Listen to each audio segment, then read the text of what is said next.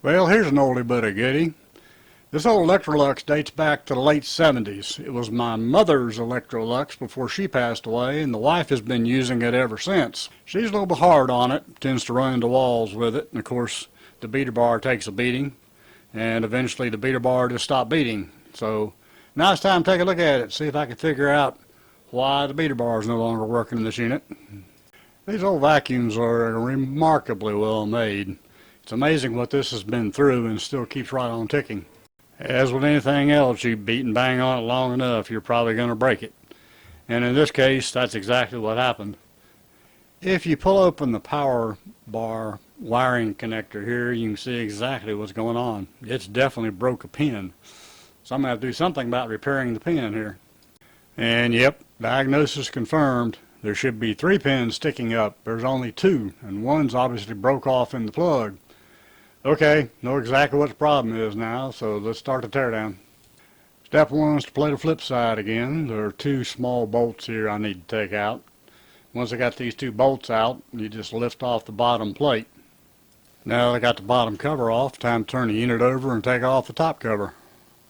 Looks like to access the back of this connector so I can see what's going on with the pin itself, I got to remove the motor next. Looks like about 4 screws will take the motor out. As you can see, I did remove the little bracket that houses the module that is the actual connection to the nozzle. You really don't need to do that. That's totally unnecessary. Now I'm going to go ahead and remove the wire that has the broke off pin. I definitely want to get the wire out because I'm planning on doing some soldering to make a repair, and it may be much easier if the wire is not in place. Well, here's what broke.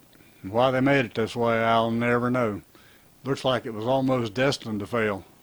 Oh, I got to run off a visitor here. Hang on. Wait a second. There he goes. He's gone. Now, as far as it being only one little ant, probably ought to advise you that practically all the ants around here are fire ants, and that one little ant can cause you a world of hurt. Now back to the pin problem. It don't exactly fit back together too easily here, so I'm going to have to come up with something, and I think I got an idea. The basic idea is I got to put a pin inside the pin to make this thing work. Okay, so here's the plan. A little piece of 20 gauge wire. I'm going to solder this into the pin that broke off, and then after that I'll solder it back into the part that remains in the vacuum. And here's the completed repair, all soldered up. Not perfect, not straight, but it should be close enough to do what I need to do. And here's my repair connector pushed back into its stock location. I don't know about you, but if I didn't know I'd made a repair here, I probably couldn't even tell this wasn't stock.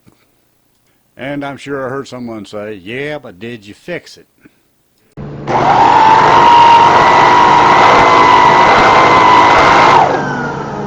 Well, thanks for watching. Hope you found this video interesting and useful.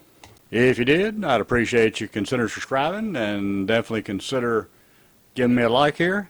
As for now, this here's the engineer on the side. We gone.